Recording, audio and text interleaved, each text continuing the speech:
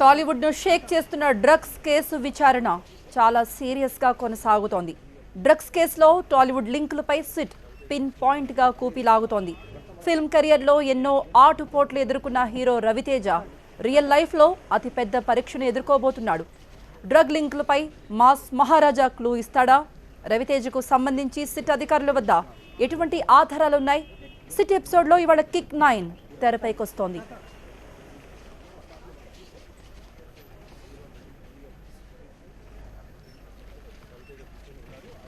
తొమ్మిదో రోజు hero Raviteja SIT ముందు కాసేపట్లో హాజరు కానున్నారు. షెడ్యూల్ ప్రకారం రవితేజ ఉదయం 10 గంటలకే నాంపల్లిలో అబ్కారీ భవన్కు చేరుకోవాలి. ఇప్పుడు సమయం కరెక్ట్గా 10 అయింది. ఇప్పటి వరకు ఇంకా హీరో రవితేజ సిట్ ఆఫీస్కు చేరుకోలేదు. మరి కాసేపట్లో ఆయన అక్కడికి చేరుకుంటారు. ఇప్పటికే ఇంటి దగ్గర నుండి ఆయన బయలుదేరారు. డ్రగ్ లింకులపై రవితేజ నుండి కీలక సమాచారాన్ని రాబట్టేందుకు సిట్ అధికారులు కొత్త కోణంలో క్వశ్చన్ పేపర్ తయారు చేస్తున్నట్టు తెలుస్తోంది. డ్రగ్ లింకులు, కింగ్ పిన్ కాల్విన్, జీసాన్తో ప్రత్యక్ష సంబంధాలపై ప్రధానంగా విచారిస్తారని సమాచారం. డ్రగ్స్ కేసులో ఒక టాప్ హీరో సిట్ ముందుకు విచారణకు హాజరు కావటం మాత్రం ఇదే తొలిసారి.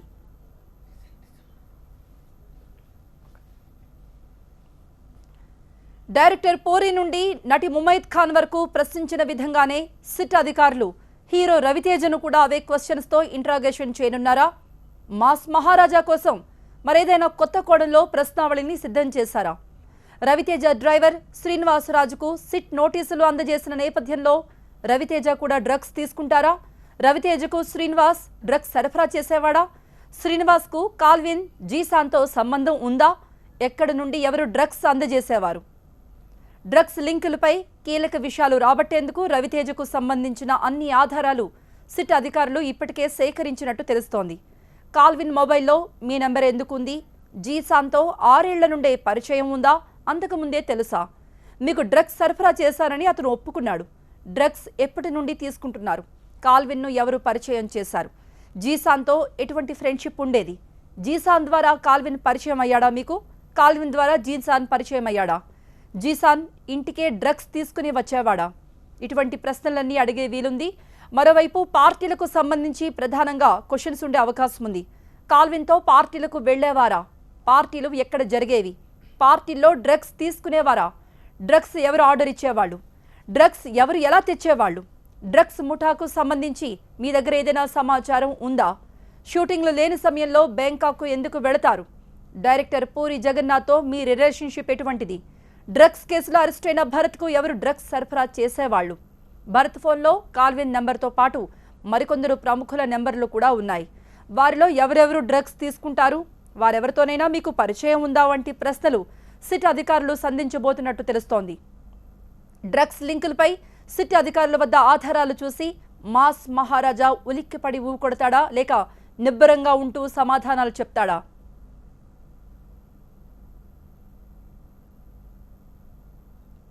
ఇప్పటికే డ్రగ్స్ కేసులో 8 మంది సినీ ప్రముఖులను విచారించారు సిట్ అధికారులు. మనం చూస్తున్నాం, హీరో రవితేజ సిట్ ఆఫీస్కు చేరుకున్నారు. సమయం కరెక్ట్గా 10 గంటల 3 నిమిషాలు టైంకి చేరుకున్నారు. ఆయన ఎటు వెళ్ళాలి అని కూడా అడుగుతున్నారు. సో లిఫ్ట్ వైపు వాళ్ళు తీసుకువెళ్తూ ఉన్నారు. 5th ఫ్లోర్లోనే విచారణ జరుగుతుంది కనుక ఆయన పైకు లిఫ్ట్లో వెళ్ళిపోయారు. ఎటువంటి సందడి లేకుండా, అంటే మామూలు నార్మల్గా వచ్చారు. ఆయన ఒక్కరే వచ్చారు. లోపలికి వచ్చి ఎక్కడికి వెళ్ళాలి అనే క్వశ్చన్ వేశారు. సో అటు వే చూపించడంతో అటువైపు నార్మల్గా నడుచుకుంటూ వెళ్ళిపోయారు. మనం చూస్తున్నాం, రవితేజ కొన్ని క్షణాల క్రితమే సిట్ ఆఫీస్కు చేరుకున్నారు. మనం అనుకున్నాం బౌన్సర్ల సహాయంతో ఒక హడావుడి ఉంటుందని, అటువంటిది ఏం లేదు. హీరో రవితేజ నార్మల్గా లోపలికి వచ్చారు. ఆయన ప్రయాణిస్తున్న కార్ ఏదైతే సిట్ ఆఫీస్కి వచ్చారో, ఏ కార్లో అయితే వచ్చారో సిల్వర్ కలర్ కార్ అది. సో ఆయన లోపలికి చేరుకుంటున్న దృశ్యాలు కూడా మనం చూడొచ్చు. బౌన్సర్లు ఎవరు లేరు, ఆయన ఒక్కరే వచ్చినట్టుగా కూడా తెలుస్తుంది.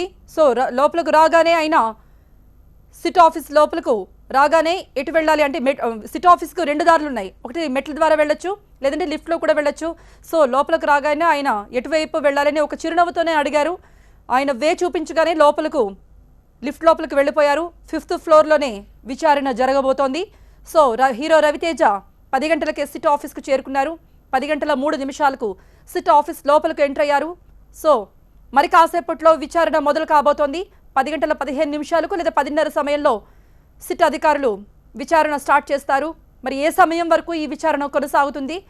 అంటే కొంతమందిని 11 గంటల పాటు విచారించారు. పూరి జగన్నాథ్, సుబ్బరాజు, తరుణ్, నవదీప్ వంటి వాళ్లను సుదీర్ఘంగా విచారించారు. సో రవితేజను కూడా అలాగే విచారిస్తారా? ఎటువంటి ఆధారాలతో సిట్ అధికారులు రవితేజను ప్రశ్నించబోతున్నారు? రవితేజ ఏం సమాధానం చెప్తారు అనేది మనం చూడాలి. కాసేపటి క్రితమే హీరో రవితేజ సిట్ ఆఫీస్కు చేరుకున్నారు. ఇప్పటి వరకు 8 మందిని విచారించారు. ప్రతి ఒక్కళ్ళు కూడా 9 గంటల 30 నిమిషాల కంటే ఒక హాఫ్ అన్ అవర్ ముందే చేరుకున్నారు. కొంతమంది అయితే 45 మినిట్స్ ముందే కూడా సిట్ ఆఫీస్కు చేరుకున్నారు.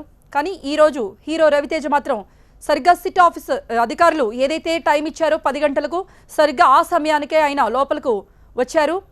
రావడం నేరుగా ఎటువైపు వెళ్లాలనే ఒక ప్రశ్న చిరునవ్వుతో అడిగారు ఆయన. సో తెలియగానే ఆయన ఫిఫ్త్ ఫ్లోర్కు ఏదైతే సిట్ అధికారులు విచారణ చేస్తారో ఆ ప్లేస్కి ఆయన వెళ్ళిపోయారు. మరి కాసేపట్లో సిట్ అధికారుల విచారణ స్టార్ట్ అవుతుంది. లైవ్లో మా ప్రతినిధి దేవి ఉన్నారు, మరిన్ని అప్డేట్స్ ఇస్తారు. దేవి. రైట్ కృప, మనం చూసాం కొద్ది క్షణాల క్రితం రవితేజ సిట్ అధికారులు విచారణ ముందుకి హాజరయ్యారు. అండ్ మనం సైమల్టేనియస్ గా కూడా విచారణ చేస్తున్న వాళ్ళని చూస్తున్నాం. లైక్ నిన్న ముమాయత్ ఖాన్ విచారించినప్పుడు కూడా షాద్ నజీర్ అదే విధంగా ముబీన్ అనే 2 వ్యక్తుల్ని మళ్ళీ విచారించారు. వాళ్ళని విచారించిన అనంతరం వీళ్ళతో మీకున్న పరిచయాలు ఏంటని ముమాయత్ ఖాన్ ప్రశ్నించారు. అంటే ఇంటర్నల్ గా కూడా బయటకు తెలియకుండా చాలా సీరియస్ గా తీసుకున్న ఈ కేసుని తీసుకున్న సిట్ అధికారులు మరికొంతమందిని విచారిస్తూ వస్తున్నారు. సిట్ ఏర్పడిన తర్వాత అప్పటి నుంచి ఇప్పటి వరకు దాదాపు 35 మందిని అరెస్ట్ చేశారు. అంటే పూర్తిగా డ్రగ్స్ మూలాలను వెలికి తీయడానికి ఎవరెవరితో సంబంధాలు ఉన్నాయో ఆ సంబంధాలకు సంబంధించిన వ్యక్తులతో పాటు మూలాలుగా ఎవరైతే ఉన్నారో వాళ్ళని కూడా అరెస్ట్ చేసుకుంటూ వస్తున్నారు. సో ఈ రోజు రవితేజని జిషాన్ అలీ చెప్పిన కమెంట్స్ పై ఏవైతే జిషాన్ అలీ ఒప్పుకున్నాడో సంబంధాలు ఉన్నాయి, డ్రైవర్ తో పాటు డ్రగ్స్ ని మేము సప్లై చేసే వాళ్ళం రవితేజకి అందించడం జరిగింది అని చెప్పి ఎప్పుడైతే జిషాన్ అలీ ఒప్పుకున్నాడో అదే కీలకంగా మారింది. కాబట్టి 6 ఏళ్ల పరిచయంలో ఆ పరిచయం ఎలాంటిది, అసలు జిషాన్ అలీతో పరిచయం ఏర్పరచుకోవాల్సిన అవసరం ఎందుకు వచ్చింది? ప్రతి ఒక్కరు ఒకటే చెప్తున్నారు, ఈవెంట్ ఆర్గనైజేషన్ సంబంధించింది మాత్రమే చెప్తున్నారు. బట్ రవితేజ కూడా అదే సమాధానం చెప్తారా? ఇక్కడ కూడా మళ్ళీ ఈవెంట్ ఆర్గనైజేషన్ లేకపోతే ఈవెంట్ మేనేజర్లతో మాత్రమే సంబంధాలు ఉన్నాయి, మిగతా వాళ్ళతో సంబంధం లేదు అనేది చెప్తారా అనేది ఒకసారి చూడాల్సింది.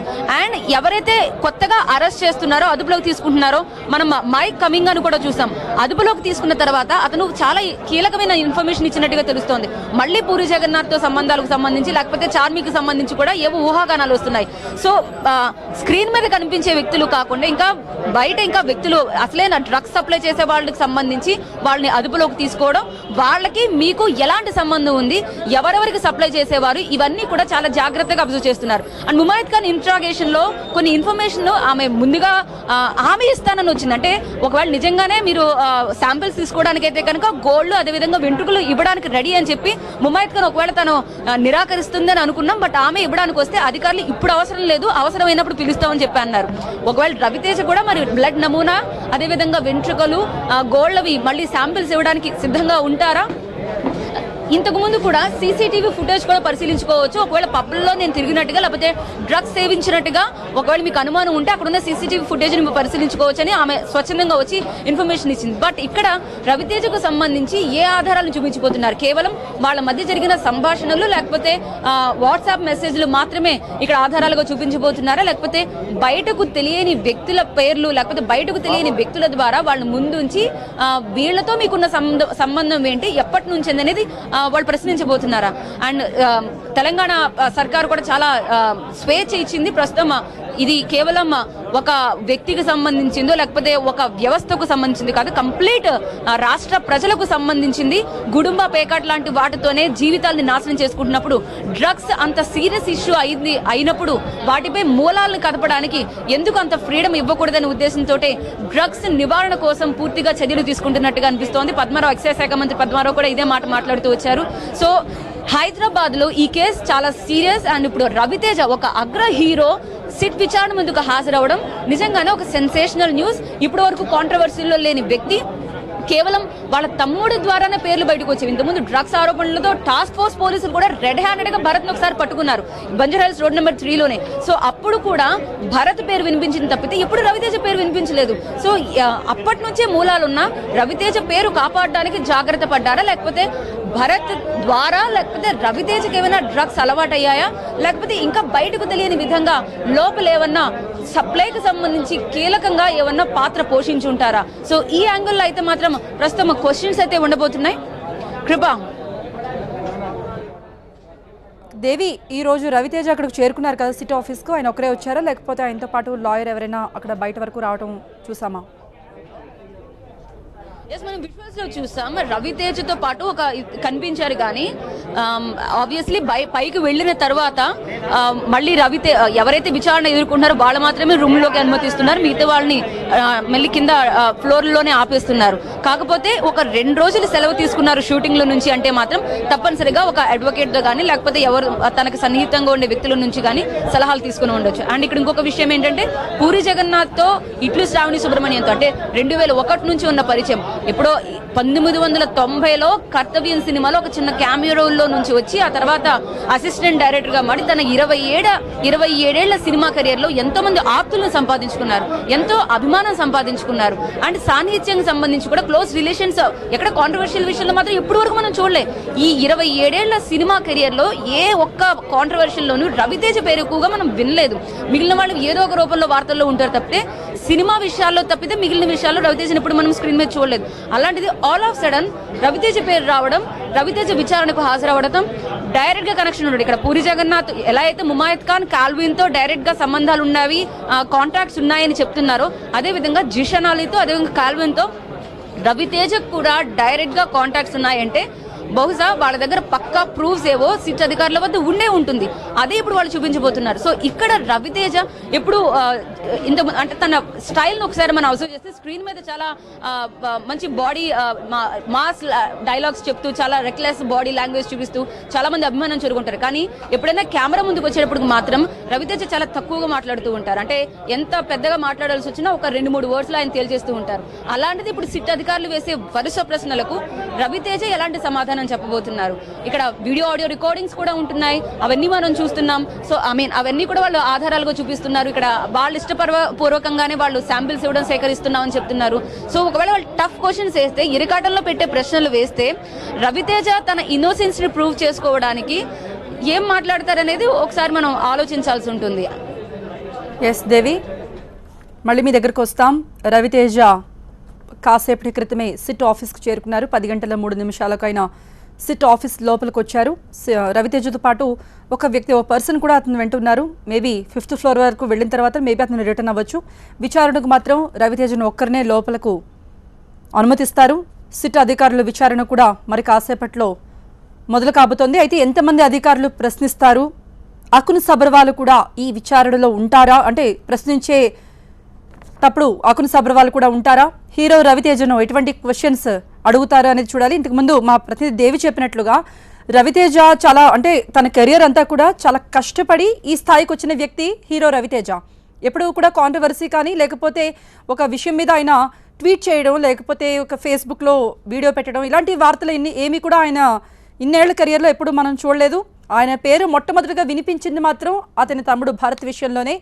ఈవెన్ రవితేజ తల్లి కూడా మాట్లాడారు TV9తో. అంటే భరత్ డ్రగ్స్ విషయంలో కానీ ఇలాంటి పేర్లు వచ్చినప్పుడు భరత్ అని కాకుండా రవితేజ తమ్ముడు అని ఎందుకు అంటారని కూడా ఆమె కూడా ఆవేదన చెందారు. ఆ సమయంలోనే రవితేజ పేరు ఫస్ట్ మీడియాలో మనకు సినిమాలు కాకుండా వేరే రకంగా వినిపించింది. ఆ సమయంలో ఇప్పుడు డ్రగ్స్ విచారణకు హీరో రవితేజ అటెండ్ అయ్యారు.